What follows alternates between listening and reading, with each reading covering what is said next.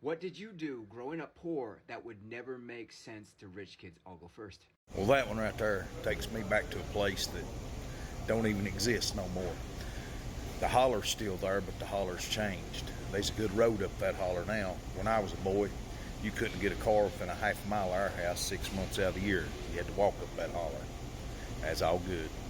We had a foot log that we walked across, and we'd walk up there and we'd pack the groceries in and pack the hog feed in, the dog food, horse mule feed, whatever else we had. Had an old cow up there for a while. And Dad got rid of that, and then we started buying milk, and that's all good too. But you know, just life just, it changed so much down through the years. I seen everything just change, and that's all good too.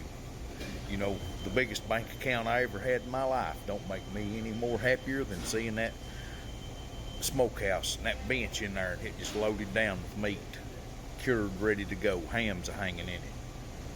You know, me looking up on, pulling myself up, looking on there, and I knowed we had more than we could eat. And they'd start rendering them cracklings out. Before you know it, I had me a brown paper sack running around with grease all over me eating them cracklings. Made me feel so good. I was so happy. You know, I didn't know we was poor. I thought everybody had brown socks. We had a wringer washer, had an outhouse. The door was about to fall off of it. Dad took leather off some of the old mule gears, screwed them made hinges out of leather. Yeah, I was raised poor, but these people had it a lot worse than I did. You know, there wasn't no garbage pickup where we lived. Everybody burnt their garbage, and if you say you didn't, then I don't know what you done with it. You either eat it or took it to town. I don't know what y'all done with yours, but we burnt ours. What wouldn't burn, we'd bust up with a hammer or a shovel, the glass, smash the tin cans up and all that stuff, and dig a hole and bury it.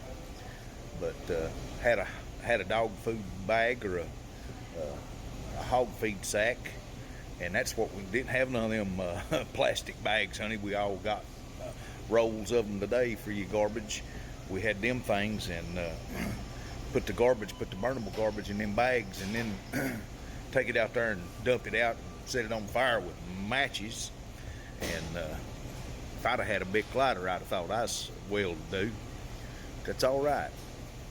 But I'll tell you, you know, chocolate cake tastes the same. I don't care if you've got millions of dollars or if you're busted.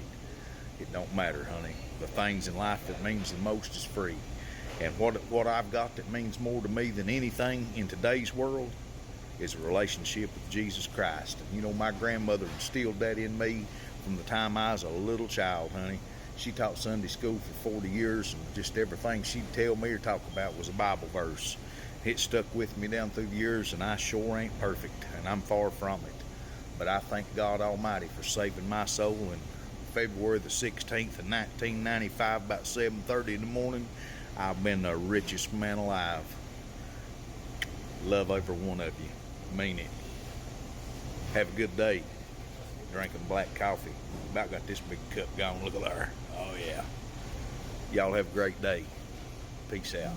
And I'd like to add something to this. About 3 years before I was born, they done away with the wood burning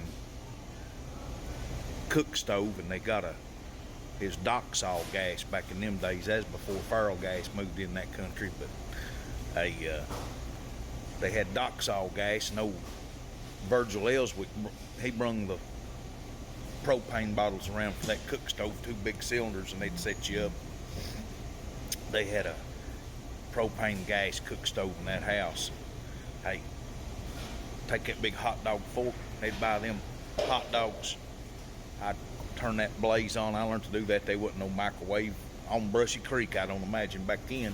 Sorry about that. But anyway, I'd take that hot dog fork, I'd jab it in 2. I was a big boy, I could eat. I was probably kindergarten age or a little more, and I'd jab 2 hot dogs in that fork, and I'd turn that on. And it seemed like in the summertime, Dad, they'd keep the pilot light off. They didn't want to burn that gas, so you had to light, strike a match. Boy, I could strike them on anything. Them old kitchen matches, they'd strike on your zipper or on a rusty nail, and there's plenty of them around. Nail head, son, I'd I'd turn that gas on and I'd roast them hot dogs right there on that stove. I was the only child. There wasn't nobody there to tell me not to, honey. And I'd fix me 2 of them hot dogs. I'd squirt me out a little ketchup, sometimes some big boy ketchup on them. That was, yeah, that's me a good snack anytime I wanted them. I've been out riding around on the bicycle or chopping wood or just doing whatever. We heated with wood and coal. I wouldn't trade a bit of it. Hey, I thought I'd throw that in there too. Love all of you. Great day to you. It's Saturday. Get out and do something. See y'all.